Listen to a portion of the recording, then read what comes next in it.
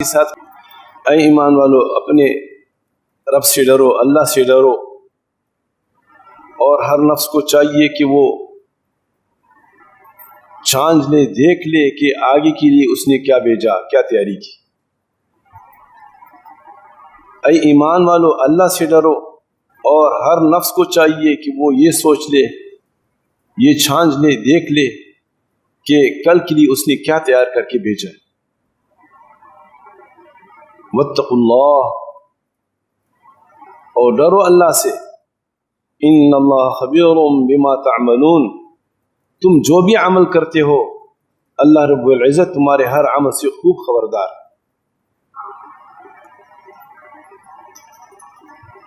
ولا تکونوا کالذین نسوا اللہ، ان جیسے مت بنو جو اللہ کو بھول گئے، فانساہم انفسہم، حقیقت میں اپنے آپ کو بھول گئے۔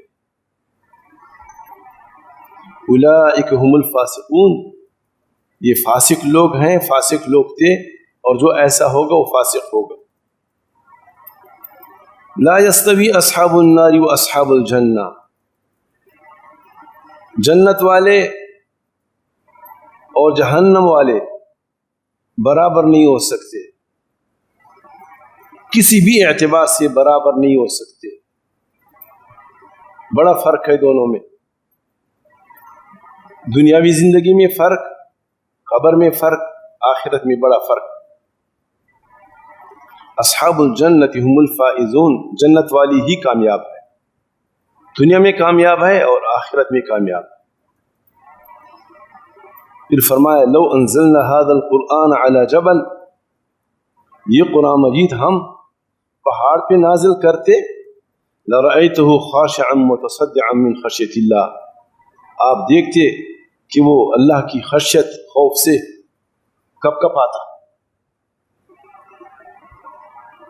وَتِلْكَ الْأَمْثَالُ نَضْرِبُهَا لِلنَّاسِ لَعَلَّهُمْ يَتَفَكَّرُونَ، اس قسم کی مثالیں ہم بیان کرتے ہیں لوگوں کے سامنے تاکہ وہ سوچیں، فکر کریں۔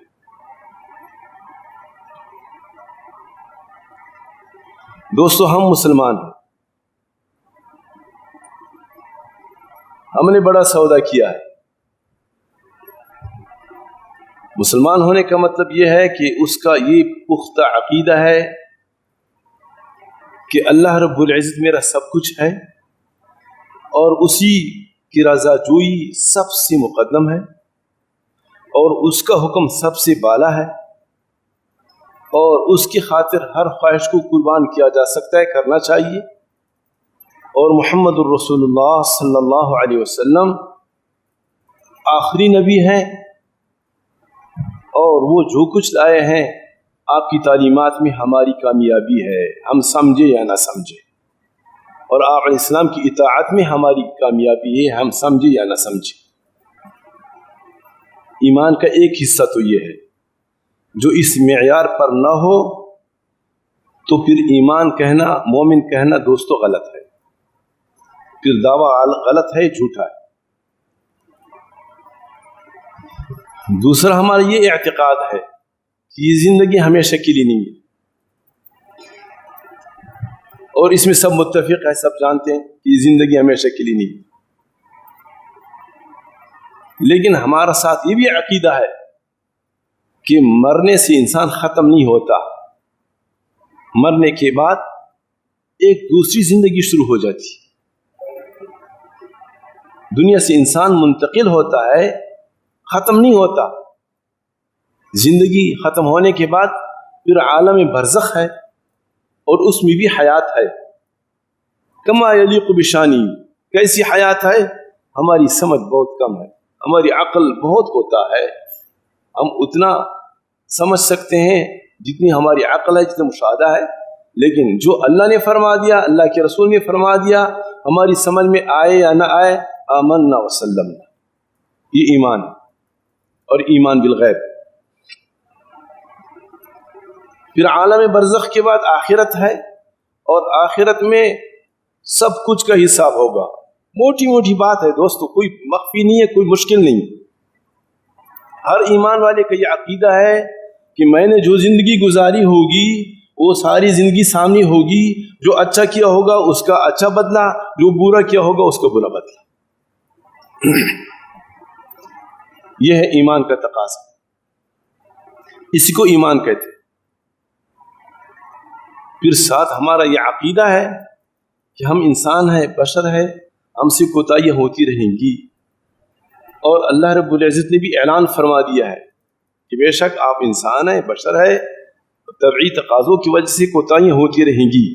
سرکار دو عالم صلی اللہ علیہ وسلم نے فرما دیا ہے، لیکن ساتھ یہ بھی فرما دیا ہے کہ اللہ رب العزت قہار ہے، اللہ رب العزت منتقم ہے، سزا دینے والے ہیں، اور یہ کہ سب کچھ کا حساب ہوگا۔ ایسا نہیں کہ جیسی زندگی گزارتے رہو، کچھ نہیں ہے۔ اللہ بڑا مہربان ہے، غفور رحیم ہے، ایسی ہی معاف فرما دے گا۔ آپ علیہ السلام نے مثالوں سے واضح فرمایا، اور بڑی وضاحت کے ساتھ۔ صحابہ کرام ساتھ جا رہے ہیں، ایک عورت لکڑی گرم کر رہی ہے سیدھا کرنے کے لیے، تازہ لکڑی، زیادہ آگ چاہیے۔ ایک بچہ ساتھ ہے، جیسے جیسے آگ اٹھتی ہے ماں اس بچے کو کچھ دور کر لیتی ہے، اور لکڑی ڈالتی ہے، آگ کی تپش اور بڑھ جاتی ہے، ماں اپنے بچے کو اور دور کر لیتی ہے۔ صحابہ کرام نے عرض کیا، حضور آپ سے سنا ہے کہ اللہ رب العزت کی جو مہربانی ہے، رحمت ہے، وہ 70 ماؤں کی رحمت کو یکجا کر کے بھی زیادہ ہے۔ تو ہماری عقل تو نہیں مانتی کہ یہ ماں اپنے ہاتھوں سے، اپنی اختیار سے، اپنے اس کا بس چلے اور اس کا بچہ اس آگ میں جائے۔ ہم تو نہیں سمجھتے اس طرح۔ تو پھر کیا وجہ ہے کہ اللہ رب العزت اپنی بندوں پر اتنا مہربان بھی ہے، پھر بھی ایسی تیز آگ میں اور ہمیشہ کے لیے جو اشکال ہے؟ آپ علیہ السلام نے فرمایا، بے شک اللہ رب العزت غفور الرحیم ہے، بڑا مہربان ہے، اور اللہ رب العزت کی رحمت 70 ماؤں سے بھی زیادہ ہے، اور معاف فرمانے والا ہے۔ الا المجاہر، گناہوں پہ ڈٹنے والا اس کے لیے نہیں ہے۔ یہ جو رحمت ہے، یہ تو ایسا ہے انسان سے ہو جاتا ہے، نہ چاہتی بھی ہو جاتا ہے، اور پھر معافی مانگتا ہے۔ بھلے معافی نہ بھی مانگے، نہ چاہتی بھی ہو جائے، اللہ پھر بھی مہربان ہے، پھر بھی معاف فرما دے گا۔ اور جو سینہ تان کر کے کرنے والا ہے، اس کے لیے نہیں۔ یہ ایک موٹی سی بات سامنے آ گئی، آپ علیہ السلام کی تعلیمات میں ہے، اور اس پر شاید کسی کا کوئی اختلاف نہیں ہے۔ عقیدے کا مسئلہ بھی ہے، عمل کا مسئلہ بھی اس میں داخل ہو جاتا ہے۔ اب ہم نے پرکھنا ہے کہ ہمارا جو دعویٰ ہے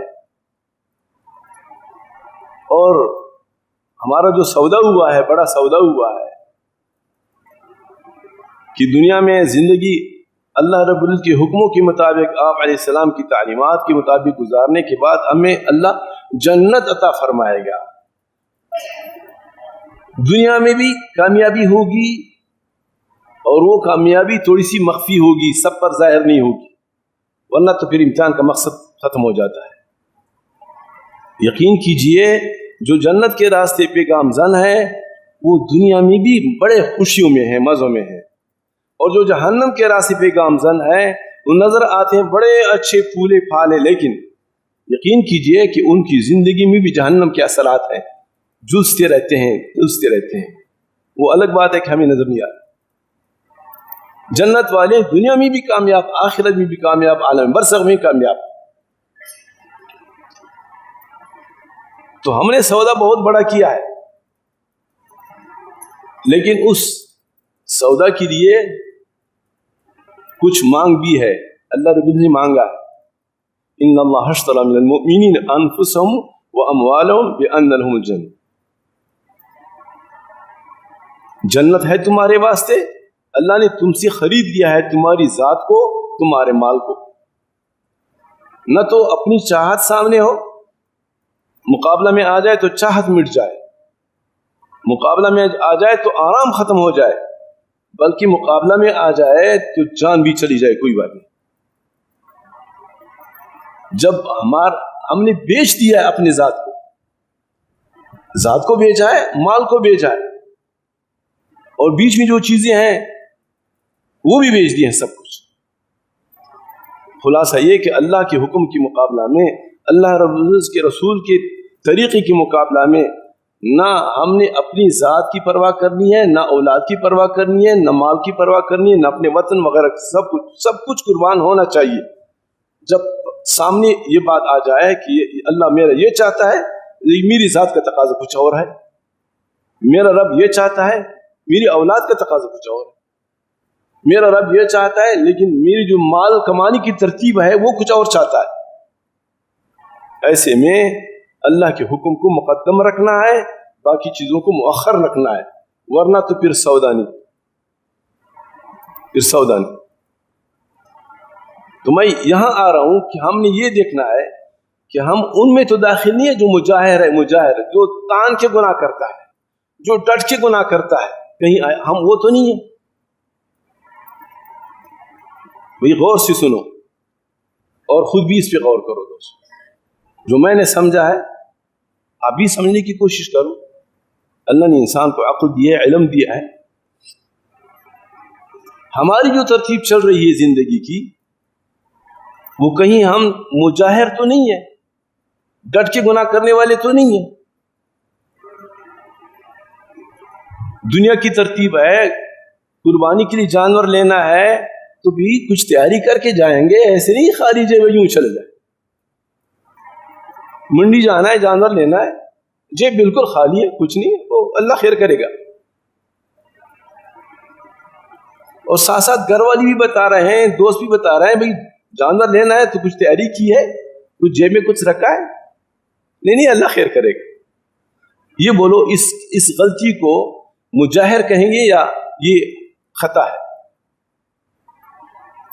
جب کستن جا رہا ہے، ایک ترتیب وضع ہے، یہ طریقہ ہے، اور آپ کوئی تیاری کیے بغیر یوں ہی جا رہے ہیں، تو اس کا مطلب یہ کہ آپ خود غلطی کر رہے ہیں نا، اور بڑی زبردست ایسی غلطی کر رہے ہیں جس کو غلطی نہیں کہیں گے بلکہ کیا کہیں گے، اس کو حماقت کہیں گے،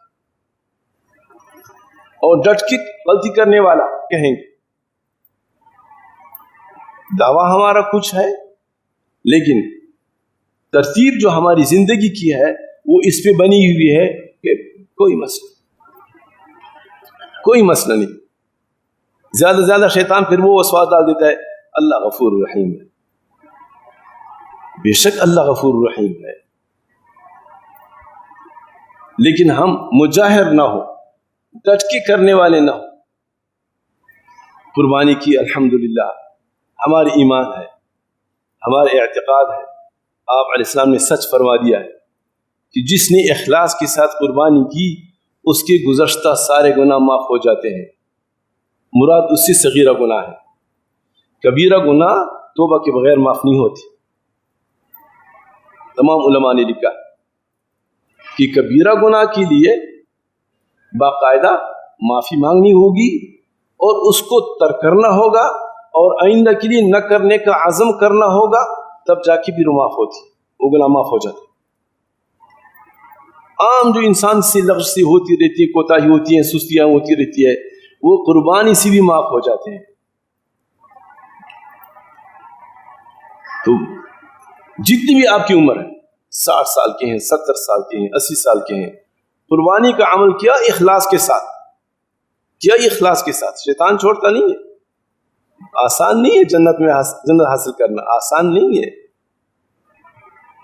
شیطان نے پیچھا کیا ہے دوستو، اس نے قسم کھائی کہ چھوڑوں گا نہیں۔ قربانی کا عمل بھی وہ خراب کرتا ہے، شرط یہ کہ اخلاص کے ساتھ ہو۔ اخلاص کے ساتھ نہ ہو، اللہ رب العزت کو کوئی پرواہ نہیں۔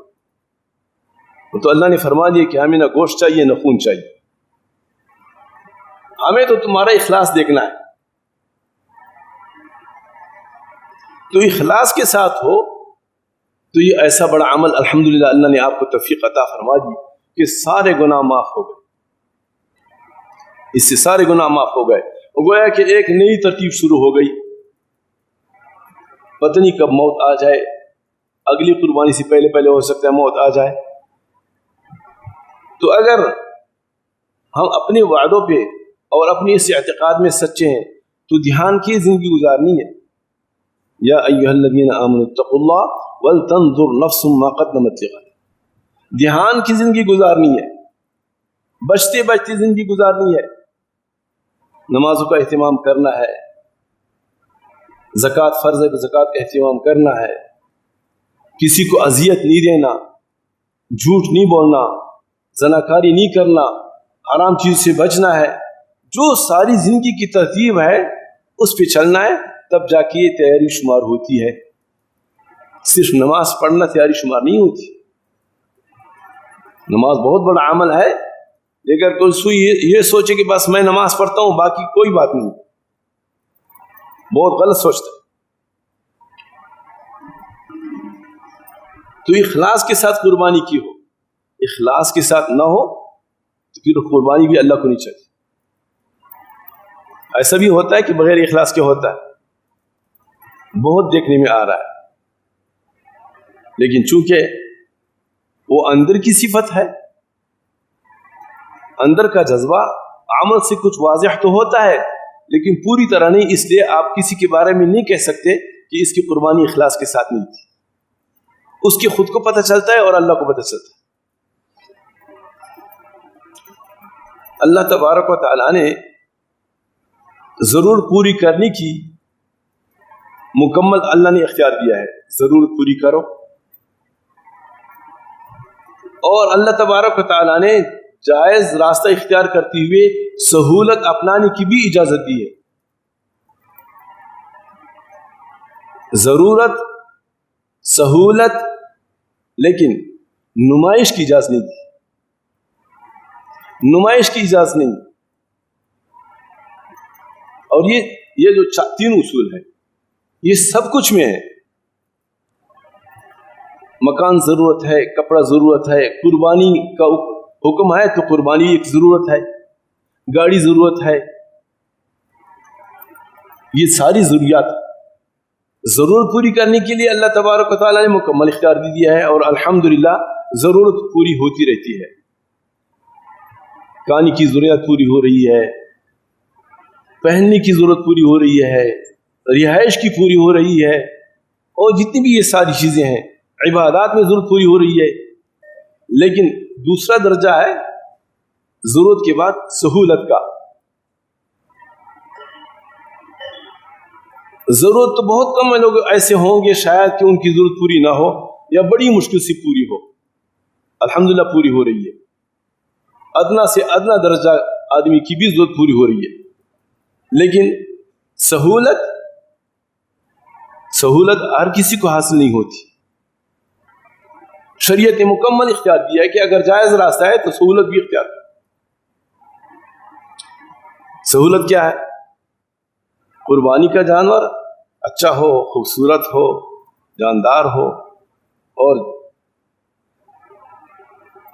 جیسے ایک عام جانور ہوتا ہے اچھا, خوبصورت, صحیح سالم, صحیح ثابت, اسی طرح گاڑی اچھی ہو, تنگ کرنے والی نہ ہو, میری ضرورت پوری ہو. مکان ایسا نہ ہو کہ ٹپکے اور میرے نیچے والی چیزیں خراب ہوں, ضرورت کے مطابق. کپڑا ضرورت کے مطابق, ساتھ ساتھ سہولت بھی ہو, صاف ستھرا بھی ہو, سفید بھی ہو, اور اس میں کھلا بھی ہو. یہ ساری ضرورت کے بعد پھر سہولت بھی آ جاتی ہے. لیکن نمائش کی اجازت نہیں ہے. نمائش کی اجازت ہے. قربانی میں ایسا جانور وہاں کی تصویریں کھینچتے رہیں اور اس کی جو ویڈیو جاری ہو, اور ہم ایسے جانور لائے, اور یہ لاکھوں کا جانور لائے, کروڑوں کا لائے.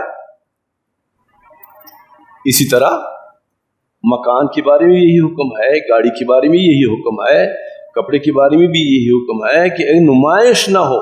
نمائش میں کیا ہوتا ہے؟ نمائش شریعت نے منع کیا. کیوں دوستو؟ اس لیے کہ نمائش سے دوسروں کو اذیت ہوتی ہے. نمائش سے مقصد کیا ہوتا ہے؟ دوسروں پر اپنے کو بڑا دکھانا اور دوسروں کو تنگ کرنا, تاکہ دوسرے لوگ اس کو حسد کی نگاہوں سے دیکھتے رہیں. یہ نمائش ہوتی.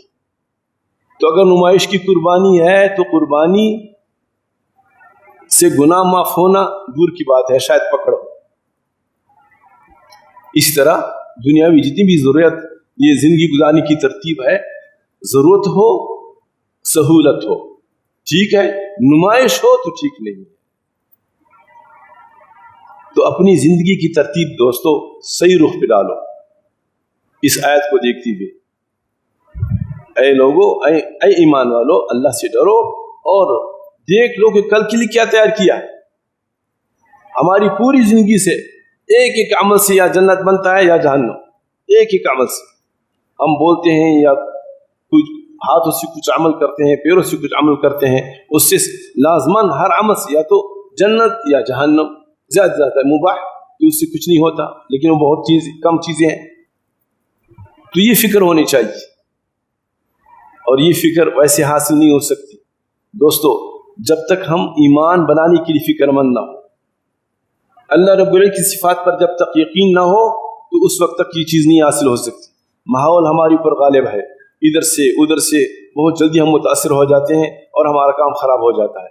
ایمان بنانے کی ضرورت ہے، ایمان بنانے کی۔ ایمان بنانا ماحول سے حاصل ہوتا ہے، قرآن مجید کی مطالعہ سے، قرآن مجید کو پڑھنے سے، بار بار سمجھنے سے، علماء کے پاس جانے سے، نیک لوگوں کی مجلس کو اختیار کرنے سے، مسجد کے ماحول کو اپنانے سے، اس سے حاصل ہوتا ہے، اس کے بغیر نہیں حاصل ہوتا۔ اللہ ہم سب کو سمجھ عطا فرمائے، عمل کرنے کی توفیق عطا فرمائے۔